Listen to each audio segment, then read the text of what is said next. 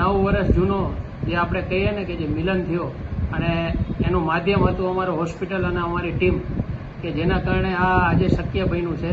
એમના છોકરાએ 10 વર્ષથી એમના બાપનું મોઢું નહોતું જોયેલું, એ અત્યારે આ પરિસ્થિતિમાં પેશન્ટના એક અમારા હોસ્પિટલે આ પૂરું પાડેલું છે. काफ़ी अच्छा लग रहा है क्योंकि हमने भी काफ़ी ढूंढने की कोशिश की बट वो उस टाइम हमें मिल नहीं पाए एंड तब हम इतने बड़े भी नहीं थे कि खुद से भी ढूंढना चाहें तो मिल जाए इजीली. लेकिन अभी मिलके बहुत ज़्यादा खुशी हुई क्योंकि ऐसे घर से निकलने के बाद कभी मिल नहीं पाते काफ़ी लोगों के फादर मदर, लेकिन हमें मिले तो काफ़ी खुशी हुई. कहाँ ढूंढते हम अपने पिता को? हम तो बहुत छोटे थे. हमने काफ़ी कोशिशें की मगर मेरे पिता नहीं मिले. આ શબ્દો છે રાજકોટની સિવિલ હોસ્પિટલે બિછાને પડેલા એ પિતાના પુત્રના કે જે ઉત્તરાખંડથી અહીંયા આવ્યો છે અને ઉત્તરાખંડમાં રાજકોટ સિવિલ હોસ્પિટલમાં બેશુદ્ધ અવસ્થામાં રહેલા એમના પિતા કે જે 10 વર્ષ પહેલા ગુમ થઈ ગયા હતા, એ રાજકોટ હોસ્પિટલના સ્ટાફે માનવીય અભિગમ દાખવીને જે રીતે ઉત્તરાખંડ સુધી પોલીસનો સહકાર લઈને પિતા પુત્રનું મિલન કરાયું છે, ખૂબ જ અભિનંદનીય અને હૃદયસ્પર્શી ભાવુક દ્રશ્યો સિવિલ હોસ્પિટલમાં સર્જાયા હતા.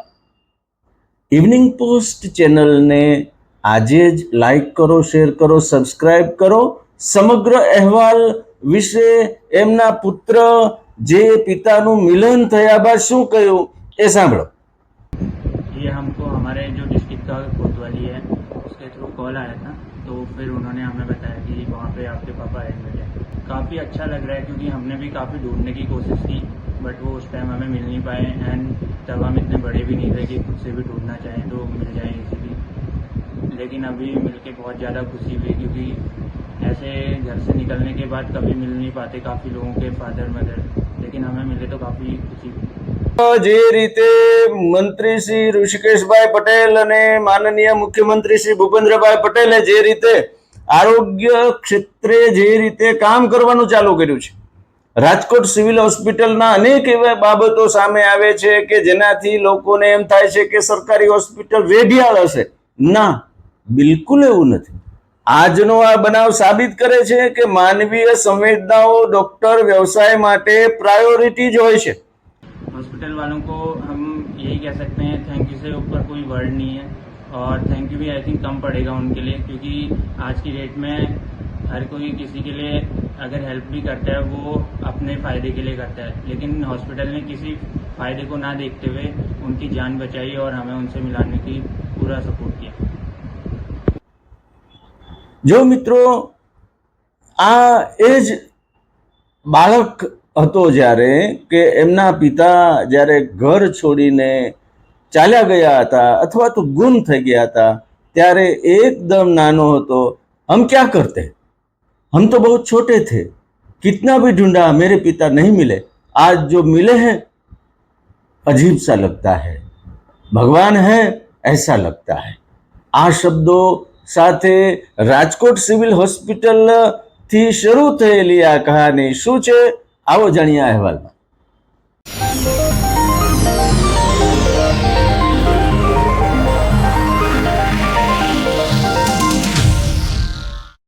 નમસ્કાર, ઇવનિંગ પોસ્ટના ડિજિટલ પેજ ઉપર હું છું આપની સાથે ફરી એકવાર કુમાર.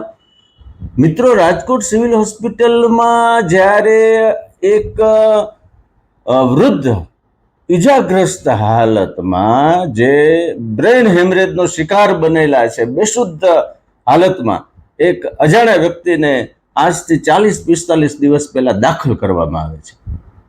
આમ કહેવાય છે કે સરકારી હોસ્પિટલનું તંત્ર રેઢિયાળ હોય છે, દર્દીઓ ઉપર ધ્યાન આપવામાં આવતું નથી. માનવીય અભિગમની તો વાત જ ક્યાં કરવાની છે, પરંતુ રાજકોટ સિવિલ હોસ્પિટલે આ તમામ માન્યતાઓનો છેદ ઉડાડી દીધો છે. માનવીય અભિગમ દાખવીને ઈજાગ્રસ્ત બેશુદ્ધ હાલતમાં જ્યારે રાજકોટ સિવિલ હોસ્પિટલમાં આ શખ્સને, આ આધેડ ઉંમરની વ્યક્તિને દાખલ કરવામાં આવ્યા છે, ત્યારે એમને ઓર્થો અને સર્જરી બંને વિભાગોમાં એડમિટ કરીને એમની ઘનિષ્ઠ સારવાર શરૂ કરવામાં આવી. 30 દિવસની સારવાર બાદ બેશુદ્ધ હાલતમાં રહેલા આ વૃદ્ધ એક દિવસ અચાનક ફફડે છે. સેવા માટે જે નર્સ બહેનો હતા એમણે લાગ લગાટેની મહેનત કરી. શું છે સમગ્ર આખી સ્થિતિ, ડોક્ટર શું કહે છે એ પણ સાંભળો. આ પેશન્ટ અમારી પાસે પહેલા 1.5 મહિના પહેલાં આવેલું અને પોલીટ્રોમાનો કેસ હતો. સર્જરી અને ઓર્થોમાં કમ્બાઇન્ડ એડમિશન હતું. આ પેશન્ટની કહાની એવી છે કે ઉત્તરાખંડનું પેશન્ટ છે અને એ રીતનું છે કે એમના કોઈ વારસદાર જ નહોતા જ્યારે અહીંયા એડમિશન થયેલું ત્યારે. હવે કોઈ પણ કારણોસર તે બેહોશ અવસ્થામાં હતું અને બહુ જ ક્રિટિકલ કન્ડિશન હતી એમની. હવે કહાની એ હતી કે પેશન્ટ જ્યારે આવ્યું ત્યારે એનું કોઈ વારસદાર નહોતું, કોઈ સાથે નહોતું. અહીંયાના અમારા સ્ટાફ, અમારો બ્રધર સિસ્ટર બધા ખૂબ મહેનત કરી, અમારા રેસિડેન્ટ ડૉક્ટર, અને વોર્ડમાં 24 કલાક એની સેવામાં હતા. પ્લસ એને કંઈ પણ તકલીફ પડે એ લોકો એમને પૂરું પાડતા. અને અચાનક એક પેશન્ટ જ્યારે અનકોન્શિયસ કન્ડિશનમાં હતું ત્યારે એક દિવસ અમને હોશ આવેલો અને ત્યારે પૂછેલું કે તમે ક્યાંના રહેવાસી છો. હવે ત્યારે પેશન્ટ બોલેલું કે અમે ચંપાવત જિલ્લામાં કે તાલુકામાં રહેવાસી છીએ. ત્યારે અમારા resident doctor Hrithik Dhaval, doctor Hiren સાહેબ એમના આખો રવિવાર 6 થી 7 કલાકની મહેનતે પોલીસ સ્ટેશનમાંથી ફોન કર્યા અને ત્યાંના ઉત્તરાખંડના પોલીસને કોન્ટેક્ટ કરેલો અને ખૂબ જ મહેનતથી ત્યાંના કોન્ટેક્ટ મળેલા અને રિલેટિવને જાણ થયેલી. ત્યાંના પોલીસે તેમનો રિલેટિવની ઓળખાણ ગોતેલી ક્યાં રહે છે. ત્યારે એમનો કોન્ટેક્ટ થયેલો અને 9 વર્ષ જૂનો જે આપણે કહીએ ને કે જે મિલન થયો અને એનું માધ્યમ હતું અમારો હોસ્પિટલ અને અમારી ટીમ, કે જેના કારણે આ આજે શક્ય બન્યું છે. એમના છોકરાએ 10 વર્ષથી એમના બાપનું મોઢું નહોતું જોયેલું. એ અત્યારે આ પરિસ્થિતિમાં પેશન્ટના એક અમારા હોસ્પિટલે આ પૂરું પાડેલું છે. એમનો એક ઉલ્લાસ જ અલગ હતો કે 10 વર્ષ પછી તમે સમજી શકો છો કોઈ ફેમિલી મેમ્બર બીજળી ગયેલું હોય અને તમે ત્યારે એમનું મોઢું જુઓ, એને એક લાગણી ઉદ્ભવે.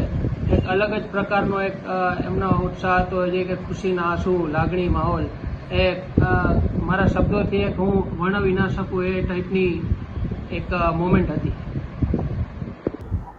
જો મિત્રો, ડોક્ટર સ્પષ્ટ કહી રહ્યા છે કે જે રીતે એક દિવસ માટે આ વ્યક્તિ ભાનમાં આવ્યા ત્યારે એમની પાસે બેસીને ડોક્ટરોની સમગ્ર ટીમે એમની હકીકત જાણી કે એ કોણ છે, ક્યાંથી આવ્યા છે, એમનો પરિવાર ક્યાં છે. તૂટક અવાજમાં ઉત્તરાખંડ અને ચંપાવત જેવા નામો બોલ્યા. ત્યારબાદ ડોક્ટરોએ આ એક જેને કહેવાય કે એમની વેદના, એમની માનવીય સંવેદનાઓ જાગી અને એમણે પોલીસનો સાથ લઈ અને 7-8 કલાકની સતત મહેનત કરીને ઉત્તરાખંડમાં એમના પરિવારનો સંપર્ક કરવા માટે પોલીસની મદદ લીધી. આ મામલે એમના પુત્ર શું કહે છે કે એમને કેવી રીતે ખ્યાલ આવ્યો कि एमना पिता यहाँ है, ये पण सांभळो. से बहुत अच्छा सपोर्ट था क्योंकि आज की डेट में कोई इतना किसी के लिए करता नहीं है. और जैसे यहाँ पे पता चला हमें कि इनकी कंडीशन क्या थी, पहले तो सारा कुछ क्लियर नहीं था. यहाँ पे आने के बाद रिपोर्ट्स देखी एंड डॉक्टर से बात की तो उन्होंने बताया ऐसी ऐसी कंडीशन थी. तो उस कंडीशन में रिकवर होना इतने जल्दी हमें पॉसिबल, अगर डायरेक्टली कोई हमें बताता तो इतनी जल्दी रिकवर होने के चांसेस थे नहीं. लेकिन पूरे स्टाफ ने इतनी मेहनत की है कि जो उनका रिकवर टाइम 4 से 5 महीना लगता वो 2 महीने में उनको रिकवर करके यहाँ पे है उनके पास. जो मित्रों, एमनो पुत्र कह रहे छे कि बड़ी छोटी सी उम्र में मेरे पिता चले गए थे, हमने बहुत ढूंढने की कोशिश की मगर मेरे पिता नहीं मिले. अचानक कोतवाली से फोन आता है कि आपके पिता गुजरात के राजकोट में सिविल हॉस्पिटल में दाखिल हुए हैं और वहां पे हैं. हमने तो ऐसा माना ही नहीं कि ये कोई चमत्कार है, भगवान की एक कृपा है हमारे पर और हम यहाँ राजकोट चले आए. भावुक शब्दों जे रीते एमनो आ पुत्र कही रह्यो छे एनाथी होस्पिटलमां पण अनेक लोकोनी आंखोमां हर्षना आंसू आवी गया हता. डॉक्टरनो व्यवसाय जे रीते अत्यारे पैसानी पाछळ ज पागल छे अथवा तो ડોક્ટરનું મગજ જ એવું છે કે ભાઈ હવે પેશન્ટને મોટામાં મોટા બિલો ફટકારવા, એમને લૂંટવા, આવું બધા ઘણા કિસ્સાઓ આવે છે. ત્યારે સરકારી હોસ્પિટલની અંદર ગુજરાતનું આરોગ્ય તંત્ર જે રીતે મંત્રી શ્રી ઋષિકેશભાઈ પટેલ અને માનનીય મુખ્યમંત્રી શ્રી ભૂપેન્દ્રભાઈ પટેલે જે રીતે આરોગ્ય ક્ષેત્રે જે રીતે કામ કરવાનું ચાલુ કર્યું છે, રાજકોટ સિવિલ હોસ્પિટલના અનેક એવા બાબતો સામે આવે છે કે જેનાથી લોકોને એમ થાય છે કે સરકારી હોસ્પિટલ વેઢિયાળ હશે. ના, બિલકુલ એવું નથી. આજનો આ બનાવ સાબિત કરે છે કે માનવીય સંવેદનાઓ ડોક્ટર વ્યવસાય માટે પ્રાયોરિટી જ હોય છે. અમીર ગરીબનો ભેદભાવ ડોક્ટર પાસે હોતો જ નથી.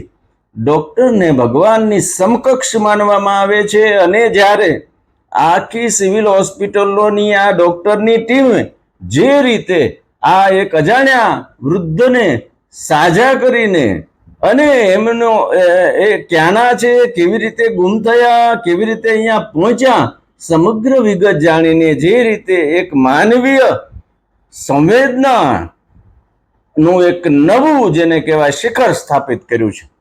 રાજકોટ સિવિલ હોસ્પિટલે કરેલું આ ઉમદા કાર્ય, માનવીય અભિગમ સાથે રાજકોટ પોલીસને સહકારથી જે રીતે આ પિતા પુત્રનું મિલન કર્યું છે, કરાવ્યું છે, એ ખરેખર અભિનંદનીય છે, સરાહનીય છે.